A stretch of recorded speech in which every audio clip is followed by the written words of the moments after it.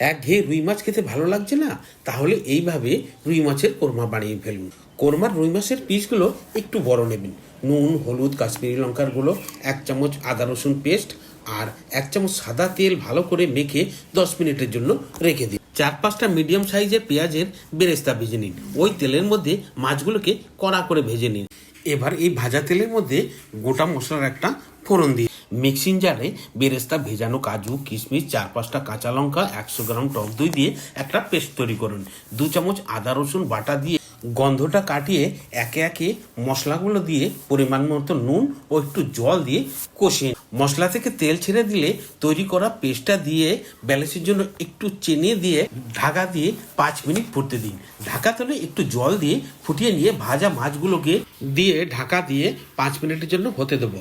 ঢাকা তুলে গরম মশলা আর একটু কেওড়া জল দিয়ে নামিয়ে নিলেই রুই মাছের কোরমা রেডি।